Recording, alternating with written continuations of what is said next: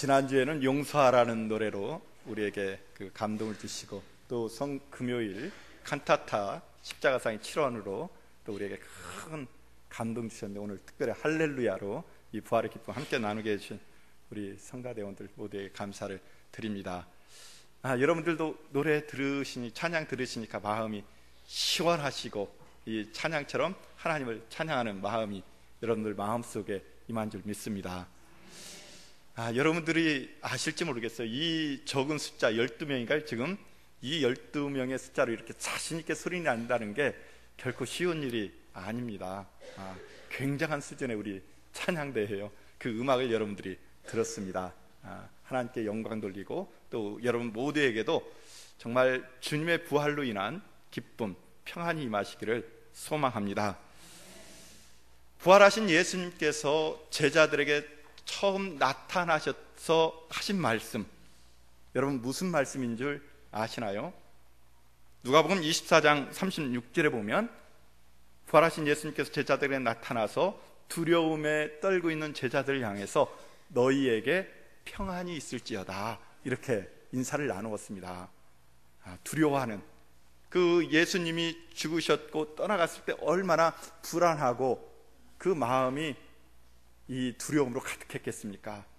그 마음을 아시는 주님은 찾아오셔서 너희에게 평안이 있을지어다, 이렇게 인사를 나누었습니다. 이 아침 우리가 가슴에 손을 얹고, 정말 주님이 지금 여러분들 마음속에도 두려움이 있을 수 있고, 또 초조함이 있을 수도 있고, 아픔이 있을 수 있는데, 그 마음을 아시는 주님께서 이 아침 찾아와서 여러분 각자 학장을 위해서 너희에게 평안이 있을지어다, 인사하는 심정으로 이렇게 가슴에 손을 얹고 평안이 있을지어다, 이렇게 한번 외치겠습니다. 여러분 스스로 주님의 입술이 되어서 평안이 있을지어다, 이렇게 외치시기를 바랍니다.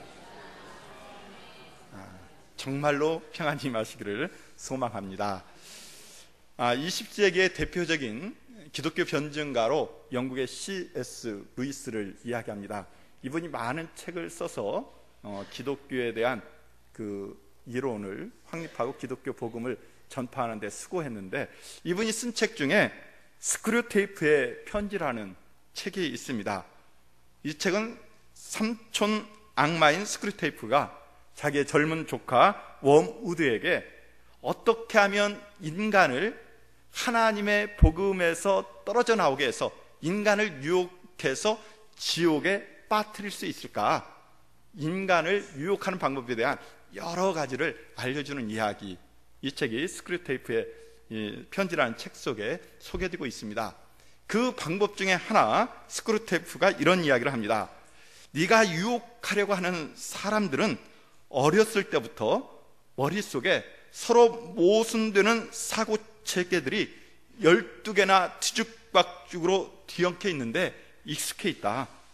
그래서 네가 교리를 생각할 때 기본적으로 진리인가 거짓인가를 따지기보다는 그것이 학문적인지 실용적인지를 인간은 먼저 따지게 된다. 그러니까 네가 인간을 유혹하려면, 그 믿음에서 떨어져 나오게 하려면 가장 좋은 방법은 논리로 설득하는 것이 아니라 궤변을 사용해야 된다, 이렇게 말을 하고 있습니다. 우리의 신앙이 떨어지는, 우리의 믿음이 떨어지는 가장 좋은 방법이 어떤 논리적으로 설득해서 신이 없다라고 증명하는 그런 방법이 아니라 궤변을 통해서 그럴듯한 말로 서로 논쟁을 붙여서 갈등하게 하고 또 고민하게 해서 그 신앙으로부터 떨어져 나오게 해라, 이렇게 말씀을 하는 겁니다.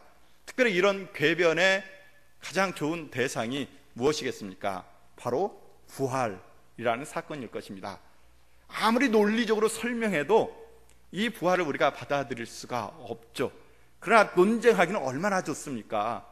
궤변으로 그것을 이렇게 변명하고 그거에 대해서 의문을 제기하는 게 얼마나 좋습니까?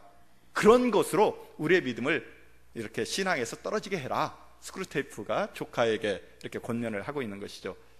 그런데 이런 현실이 우리 시대에만 있는 것이 아니라 먼 옛날 그 예수님이 돌아가신 직후에도 있었던 것을 알 수가 있습니다. 오늘 우리가 함께 읽은 그 성경은 바울 사도가 디모데에게 보내는 편지잖아요.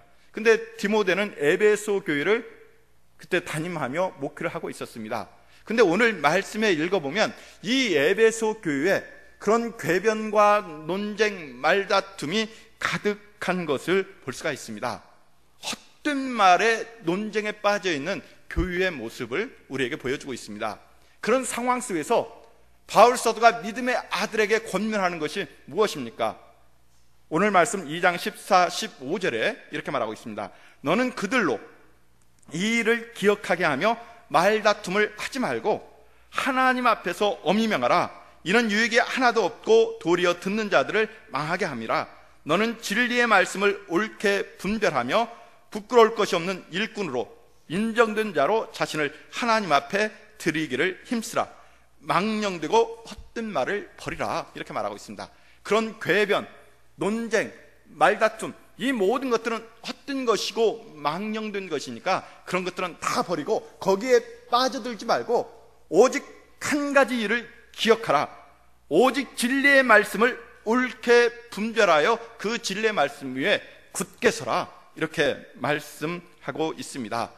만약에 이런 진리에 굳게 서지 못하고, 만약에 내가 전한 복음의 그 말씀을 온전히 기억하지 못하고 네가 이런 헛된 논쟁과 말다툼에 빠지게 되면 너는 유익이 하나도 없고 도리어 그 일로 인해서 망하게 될 것이다.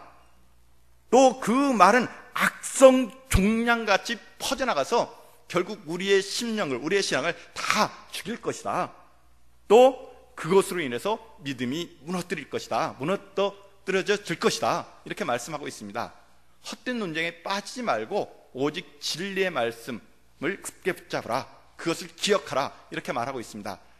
바울 사도가 붙잡으라고 권면하는 진리의 말씀이 무엇이겠습니까? 바울이 전한 복음입니다. 바울이 전한 복음의 핵심을 오늘 8절 말씀에서 이렇게 말합니다.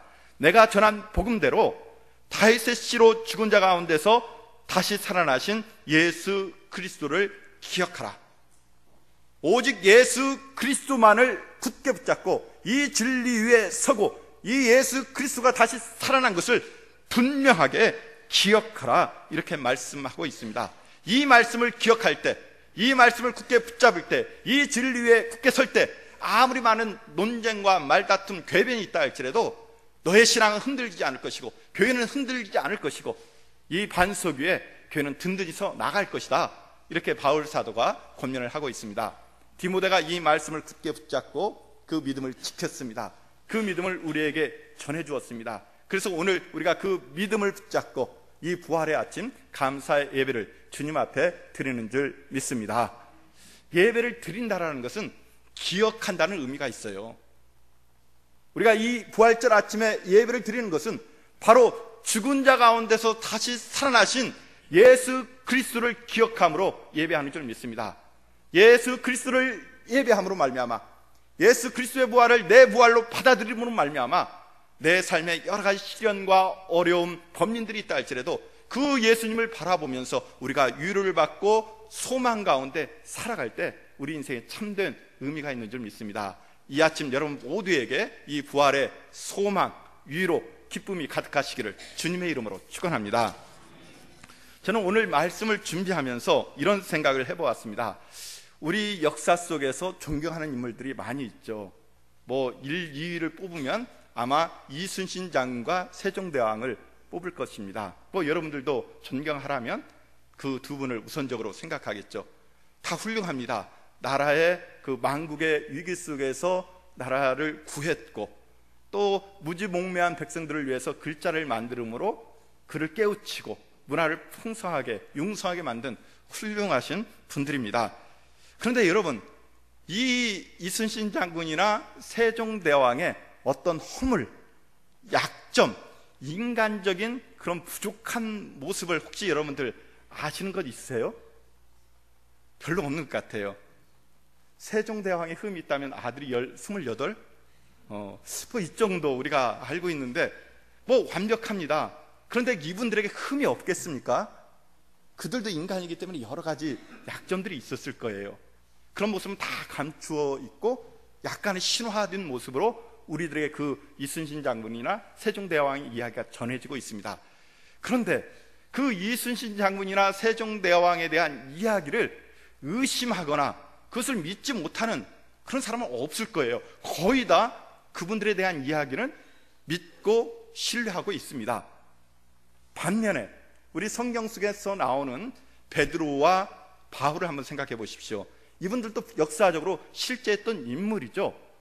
세계 역사적으로 보면 이순신 장군 세종대왕과 바울 베드로 누가 더 훌륭하고 위대한 인물일까? 세계사적으로 보면 바울과 베드로가 더 위대하죠. 바울은 기독교의 초석을 놓은 기독교의 창시자라고 이야기할 정도로 그렇게 이야기합니다. 기독교가 지금 세계의 문명을 이끌어 왔잖아요. 그러니까 세계 문명의 창시자라고도 극단적으로 이야기할 수 있을 것입니다. 베드로는 어떻습니까? 초대 교황으로서 처음 교회의 지도자로서의 그 역할들을 잘 해냈습니다. 정말 훌륭하고 위대한 인물이고 지금도 세계의 많은 사람들이 존경하고 있습니다. 그런데 이들의 허물과 부끄러운 모습 우리는 알고 있습니다. 어떤 거죠? 베드로는 그렇게 3년 동안 예수님과 함께 했지만은 예수님이 잡혔을 때 예수님을 모른다고 부인했습니다. 예수님이 십자가에 못 박혀 돌아가실 때 두려워서 도망했어요. 나도 그러지 않을 것 같아요. 내가 예수님과 함께 했다라면 예수님으로부터 여러 가지 능력과 가르침 그런 은혜를 입었으면 차마 양심상 예수님 모른다고 부인하지 않을 것 같습니다. 예수님 십자가에 달릴 때 그 십자가 그 예수님 놔두고 도망가지 않을 것 같아요. 이만큼 연약한 모습이 이 베드로에게 있습니다. 그런 베드로였어요. 그런데 이 베드로가 변했습니다. 그렇게 도망했던 겁 많던 베드로가 나중에 많은 사람들 앞에서 너희가 십자가에 못 박은 그 예수를 하나님이 우리의 구세주가 되게 하셨다, 다시 살아나게 하셨다, 이 예수를 믿어야만 너희들이 구원을 받는다, 이 말씀을 외쳤습니다. 이것 때문에 매를 맞고 감옥에 가고 자기 목숨 순교한 그런 아픔이 있었지만 그는 이렇게 담대히 외치면서 마지막까지 그의 인생을 살아갔습니다. 무엇이 이 베드로를 변화시켜 놓았습니까? 그 겁 많고 도망하던, 참으로 내가 생각해도 부끄러운 그 베드로가 어떻게 목숨까지 내놓으면서 담대하게 많은 사람들 앞에서 예수 그리스도 하나님이 다시 살리셔서 우리의 구주가 되게 하셨다 이렇게 외칠 수 있었습니까? 이 사이에 분명히 어떤 사건이 있었습니다. 바울은 어떻습니까? 예수 믿는 사람들을 완전히 박해하고 진멸시키려고 했던 사람입니다. 우리 기독교인 입장에서 보면은 원수의 원수. 예수를 믿는다고, 예수를 그리스도로 고백한다고 그 사람들을 완전히 죽여서 찌를 말리려고 했던 그런 박해자. 그런데 이 바울도 나중에 변화되죠. 그 예수가 우리의 구주다고, 나는 이 예수님만 바라보면서 달려나가겠나라고. 어떻게 그렇게 완전히 180도 이 바울에게 변화되는 일들이 일어났겠습니까? 이것은 분명한 역사적인 사실이죠. 베드로나 바울 연약하고 예수를 모른다고 부인했고 박해했던 사람, 그러나 그 사람들이 변해서 그 예수를 증거하고 자랑하고 그 예수님 때문에 죽었다는 것은, 이것은 분명히 내가 지금 이 땅에 살고 있는 것처럼 분명한 역사적인 사실입니다. 그리고 이들 가운데 이 변화된 사이에는 분명한 하나의 사건이 있어요. 예수 그리스도가 부활했다라는 그런 놀라운 사실이 있습니다. 예수님의 부활에 대해서 우리가 논리적으로 역사적으로 이 과학적으로 설명할 수 없지만은 어쨌든 바울이나 이 베드로 그리고 그 외에 많은 예수님의 제자들이 예수 그리스도가 다시 살아났다는 이 분명한 사실을 증거하고 있고, 그 일로 인해서 그 연약했던 바울 베드로가 변화되어서 목숨 내놓고 이 예수를 증거하는 놀라운 사건이 일어났다 하는 겁니다. 이것은 분명한 역사적인 사실이죠. 이 예수 그리스도의 부활의 사건 무엇이겠습니까? 이것을 과연 우리가 논리적으로, 이론적으로, 과학적으로 증명한다고 해서 여러분들이 그것을 받아들일 수 있겠습니까? 의심하는 사람 끊임없이 의심할 겁니다. 그러나 놀랍게도 이런 성경의 증언대로, 이런 믿음의 선배들이 전해준 그것을 믿고 고백하는 사람들은 놀랍게도 지금 이 땅에 살면서도 부활의 생명 속에서 살아가는 것을 볼 수가 있습니다.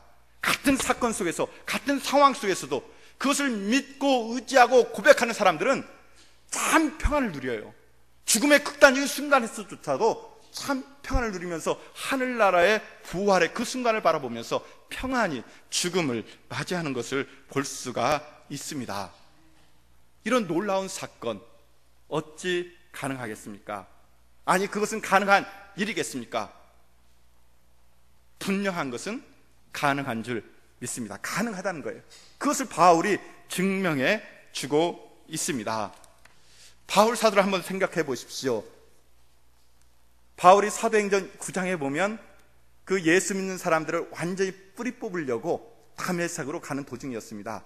빛처럼 임하신 예수 그리스도를 만났죠. 부활하신 예수님입니다. 여기서 바울이 완전히 꼬꾸러지고 변화됩니다. 나중에 고린도전서 15장에서 바울 사도는 이렇게 고백합니다. 내가 받은 것을 먼저 너희에게 전하였노니 이는 성경대로 그리스도께서 우리 죄를 위하여 죽으시고 장사 지낸 바 되었다가 성경대로 사흘 만에 다시 살아나사, 성경대로 예수님 죽었다가 살아나셨다는 겁니다. 그러면서 이야기합니다. 처음에는 게바에게 나타났고, 그 다음에는 12제자에게 나타났고, 그 다음에는 500명의 무리에게 나타났는데 그들 중에 대다수는 지금 여전히 살아있다.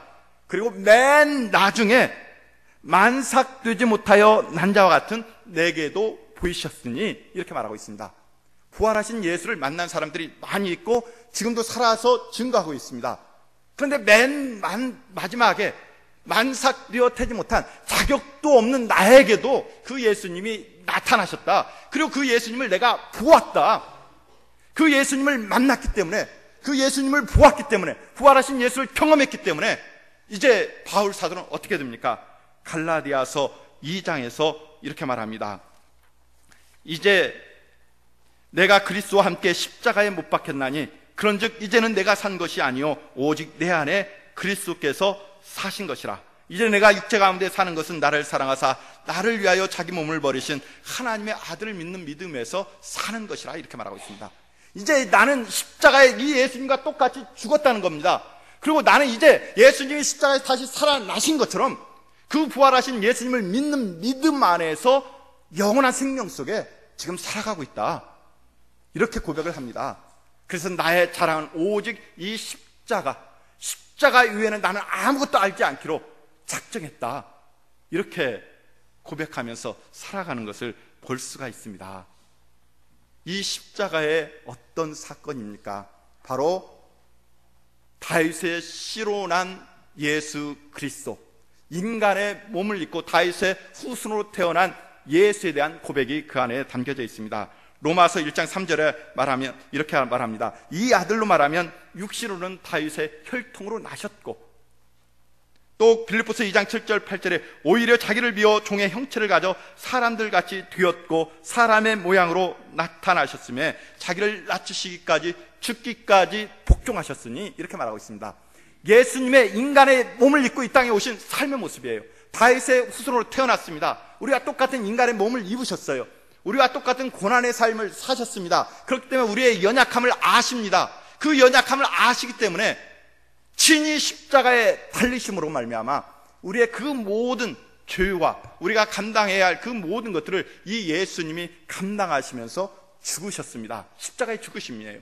속량입니다. 대속의 죽으심입니다. 그래서 히브리서 4장 15절에서 이렇게 말합니다.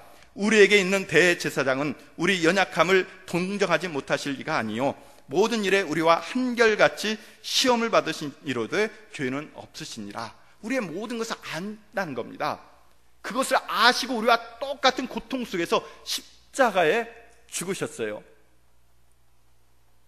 그런데 놀라운 것은 그 예수님을 하나님이 사흘 만에 다시 살리셨습니다. 예수님의 신성이 온전히 증거되는 순간인 줄 믿습니다. 하나님의 아들 되심이 증명이 되는 거예요. 바울 사도는 이 예수님을 만났고 이 예수님을 경험했고 이것을 전파하는데 자기의 모든 것을 전했습니다. 우리가 예수님에 대한 다른 어떤 여러 가지 것들을 이야기할 수 있지만은 그 모든 것들 자칫하면 논쟁이 될 수 있고 헛된 말다툼이 될 수 있기 때문에 그것을 논쟁의 대상으로 삼지 말라는 것입니다. 오직 다윗의 씨로 태어나서 이 땅에 나셔서 활동하셨고 십자가에 못 박혀 죽으셨고 다시 살아난 예수만 바라보라. 그 예수님만 기억하라. 그러할 때 너의 믿음이 온전히 서 나갈 수 있다. 많은 사람들이 이미 부활은 지나갔다, 부활은 영의 부활이다, 몸이 어떻게 부활하느냐, 이런 논쟁하고 있을 때 그런 논쟁에 휩싸이지 말고 예수 그리스도가 다시 살아나신 거, 몸의 부활을 온전히 기억하라 외치고 있는 이 바울 사도를 볼 수가 있습니다. 이 믿음을, 이 고백을 초대교회가 간직했습니다. 여러 가지 박해와 어려움과 시련이 있었지만 이 믿음을 굳게 붙잡았을 때 그들은 마침내 그 당시 세계인 로마를 정복하고 로마 세계의 정신적인 지주로 큰 역할을 감당하고 세계의 종교로 뻗어나갈 수 있었던 것을 봅니다. 우리가 요한복음 20장에 보면 도마의 이야기가 나옵니다. 우리 그 제자들도 도저히 믿을 수가 없는 거예요. 어떻게 죽은 사람이 살아날 수가 있는가? 우리 인간의 이성으로는 안 되는 것이죠. 그래서 도마가 말합니다. 제자들이 그 예수님을, 부활하신 예수님을 봤다고 하는데도 나는 직접 내가 그 예수님의 그 손에 못자국을 봐야 되겠고 그 창으로 찔린 옆구리에 그 손을 넣어보고 내가 믿을 수 있겠다, 이렇게 말하잖아요. 그 뒤에 8일 후에 그 예수님이 나타났습니다. 저 까라바주가 그린 의심 많은 도마의 그림입니다. 조금 자세히 보면 저 제자들의 눈 한번 보십시오. 지금 도마가 예수님의 그 옆구리 창자국에 손을 넣는 모습인데요, 굉장히 호기심이 많습니다. 정말 그럴까? 근데 정말 그랬어요. 요한복음이 우리에게 들려주는 이야기입니다. 정말 믿을 수 없는 이야기인데 그 예수님이 저렇게 몸의 부활로 살아났다는 것입니다. 그래서 바울을 만났고 제자들을 만났고 그들이 변화되었어요. 우리가 이 믿음을 전해받고 이 부활 아침에 이 부활을 기억하면서 예배합니다. 사랑하는 성도 여러분, 여러분들이 이 예수님의 부활이 마음속에 와 닿습니까? 쉽지 않죠. 논리적으로 더 어렵지요. 이해되지 않습니다. 그러나 저 부활의 주님을 모시어드리면 우리 인생에 놀라운 은혜가 있는 줄 믿습니다. 폴 트루니에라는 정신의학자이며 심리학자가 있습니다. 이분은 인격의학을 주장합니다. 단순히 의학적으로 사람을 치료하는 것 가지고는 부족하다. 그 사람을 인격적으로 대하면서 상담하고 정말 정성을 다해서 치료할 때 그 치료의 효과가 배가 된다 하는 인격의학을 주장한 그런 분이에요. 스위스의 그런 정신의학자입니다. 이분이 노년의 의미라는 책을 썼습니다. 이 노년의 의미에서 정말 여러분 모두에게 다가오는 현실, 나이가 늙는다는 거, 은퇴해야 된다는 거, 죽는다는 거, 이거 불가피한 우리의 현실이잖아요. 그런데 이분이 사람들을 만나서 이야기해보면 대부분의 사람들이 이거 받아들이지 못한다고 합니다. 분명한 현실인데 나이가 들고 때가 되면 은퇴해야 되고 우리가 죽어야 하는데 나는 아니겠지 하면서 어느덧 순간적으로 그 은퇴의 때를 맞고 죽음의 순간을 맞이한다는 거예요. 그리고 이분이 이제 쭉 이야기하면서 우리의 인생은 결국 미완성일 수밖에 없다. 여러분들 한번 인생을 지금까지 쭉 한번 되돌아보십시오. 여러분의 인생이 완성형으로 끝나겠습니까? 미완성일 수밖에 없어요. 아무리 많은 업적을 남긴다 해도 그 모두가 다 아쉬움이 있을 수밖에 없는 것이 인생이라고 이 폴 트루니에는 말합니다. 그러면 우리의 인생을 어떻게 완성으로 끝낼 수 있는가? 그냥 우리의 인생은 다 미완성으로 끝나는 그 아쉬움의 인생인가? 이분이 결론적으로 이야기합니다. 우리의 인생은 미완성일 수밖에 없는데 완성할 수 있는 방법은 나의 모든 것들을 내려놓고 하나님을 받아들이는 것이다. 하나님을 받아들이고 하나님 앞에 나의 모든 것을 맡길 때 나의 미완성의 인생을 하나님께서 완성으로 채워주신다는 겁니다. 우리가 이 세상을 조금 일찍 세상을 떠나거나 마무리하지 못하고 끝나는 그 인생을 하나님께서는 천국에서 부활의 생명으로 완성해 주실 수 있는 것이고, 또 이 세상을 살아가면서 이미 나의 그 한계를 인정하고 하나님을 모셔드리고 그 하나님과 더불어 살아가면 그 하나님께서 나의 미완성의 인생을 완성으로 만들어 주신다. 하면서 우리의 미완성의 인생, 노년, 죽음의 인생을 아름답게 받아들이기 위해서는 하나님을 믿는 믿음이 절대적으로 필요하다 하면서 제일 마지막 부분에 부활에 대해서 말씀을 합니다. 이분은 어렸을 때 아버지가 일찍 돌아갔어요. 한두 살 때 아버지가 돌아갔어요. 그리고 9살 때 엄마가 돌아갔습니다.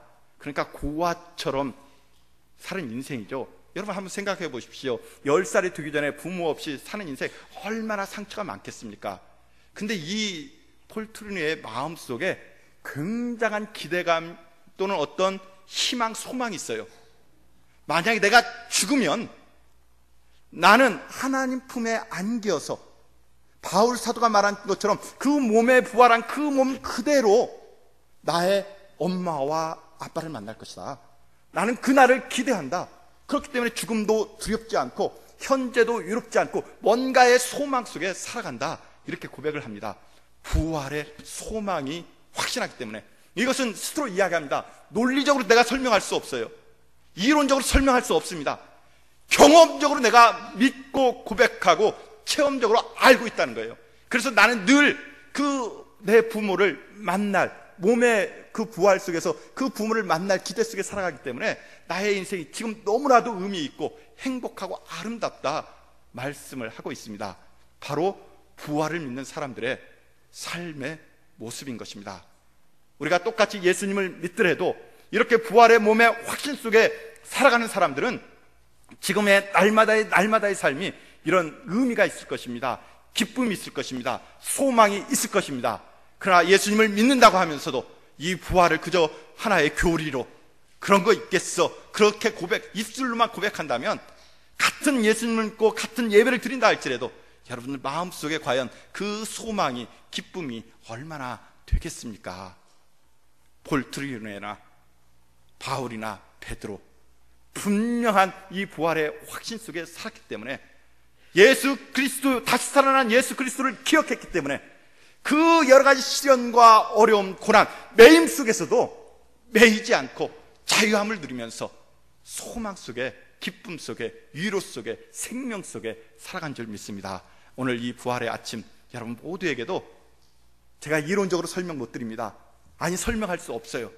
그러나 이 믿음의 선배들 보면서 정말 그 부활하신 예수님을 여러분 마음속에 바라보고 또 소망하면서 부활의 기쁨 속에 일어나시는, 그래서 위로받고 힘을 얻고 또 그 현재의 인생이 절망과 어둠 속에 있다 할지라도 희망 속에 빛으로 나가는 여러분 모두가 되시기를 주님의 이름으로 축원합니다. 함께 기도합니다.